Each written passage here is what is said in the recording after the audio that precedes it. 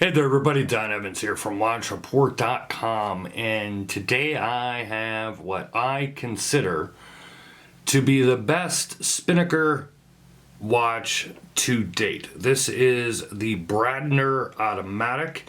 It is a dual crown. It's $285. Now, I've seen some 20% codes flying around there. Maybe just check online real quick, whether you check Google or Instagram, Facebook, whatever, if you want to find that 20% code, and you can save 20% off the 285. Even at that 285, this is a definite contender for the Dan Hendry, super compressor style case. I say super compressor style because it is obviously not a super compressor case, but it does have that look. You do have the dual crown. The 2 o'clock crown there, of course, operates your inner rotating bezel. Now, that is a non-locking crown. This is a screw-down crown here at the 4 o'clock for your time setting. Couple of different colors as usual. This one was definitely my favorite. A very, very, very nice blue sunray. It is, of course, a sapphire. Well, actually, wait, no. I shouldn't say, of course, a sapphire crystal, because with Spinnaker, not a lot of times is it a sapphire crystal. It's usually a mineral crystal. There's only a few watches, 2 or 3, this being one of them, where a sapphire crystal is used. And this one is a domed sapphire crystal as well. There's a nice look at the side of the case. You could see that vertical brushing. You do have high polish there on the top bezel area. This is an NH35 as usual from the brand. As we know, I'm not the biggest fan of this, but in watches that are over a certain price point, which is usually, a $500 price point, at $285 and even less with a 20% discount, I have no issues with this movement being used here. Crowns are nice. They're not overly large, but they're not small where it's too hard to go ahead and get at them. There is a look at, how that inner crown operates. And then if I pull this out, and even behind the camera, I really don't have any issues with screwing it back down or unscrewing it out. As I said, there are a couple of different dial color variations. Very clean looking watch here. I want to say, I like everything about it. I mean, it could use a nice anti-reflective coating on this crystal. As you can see, it does pick up a lot of reflection. But again, we're talking about a watch that's $285.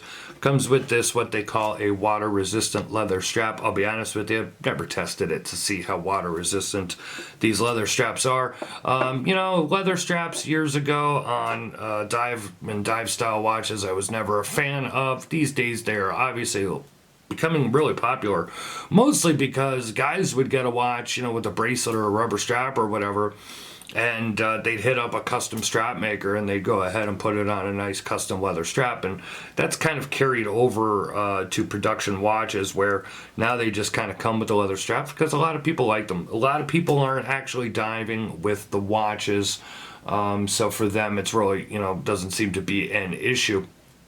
Now, I had a guy, one of our followers on Instagram, asked me, how's the loom? He says, because I already saw a couple of reviews that the loom isn't so great. And at that point in time, I had only, tested it out, and I was like, oh, it's pretty good. To me, as far as initial brightness and the actual coating and of everything, it was the nicest loom that I had seen from this brand. Very even coating on the markers and the hands and everything.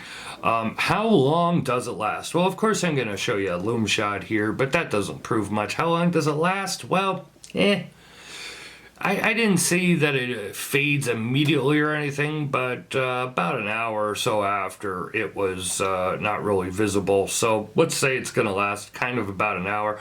It's not your Seiko long-lasting aluminum. Now, on the flip side, I do not know the Dan Henry 40 millimeter version that they came out. I never reviewed that. I reviewed the original 44 millimeter version, and the lume on that was absolutely abysmal. I mean, that was one of the worst features of that watch, was the lume. I would say in comparison, this one is better. It doesn't last, it's not going to last all night long, but it's definitely brighter. It's definitely coated more evenly. I didn't notice that it's, fading out, almost automatically. And you probably can stretch it to like 2 hours. If you wake up in the middle of the night, like 2 hours after you went to bed, you're probably still going to be able to see it in pitch black, but it's not going to have that huge vibrancy that it did when first charged. I've reviewed a lot of Spinnaker watches here, on Watch Report, and like I said, this to me is easily the best one. You got a really, really beautiful dial. They stepped away from that textured dial that they've been doing on a lot of their dive watches recently, and a lot of new releases. They went with a very beautiful sunray dial. You got very nice applied markers here. I kind of like the hands. They're just a touch different. I'm always a big fan of the compressor style or that dual crown style case. If you don't like the strap, of course, you could always put on a custom strap, custom canvas, or NATO, or anything like that. But for $285, and if you could find it with the discount code of 20% to make it even cheaper, yeah, it's a pretty good deal in my opinion. So if you like it, I'll leave the link to Spinnaker down below. If you don't like it, don't click the link to buy it, because that'd be stupid. But I'll give you a look, closer up look here, a little macro detail at the end of the video, along with the lume shot and the wrist shot. If you like this video, go ahead and give us a thumbs up. More important, if you really like it, go ahead and subscribe. I'd appreciate it if you go ahead and hit that notification bell twice. That way you'll always be notified whenever I upload another video or review. Of course, please follow us on social media. We're on Instagram, Twitter, and Facebook. That way you can always see what we got coming up, what's in hand for review, what the next videos and reviews are going to be. Go ahead and click the link down below as well. I have the written review with a little more thoughts and comments, and of course a ton of photos. This has been a look at the Spinnaker Bradner Automatic. This has been Don Evans for WatchReport.com. Thank you very much, everybody, and I'll see you on the next video.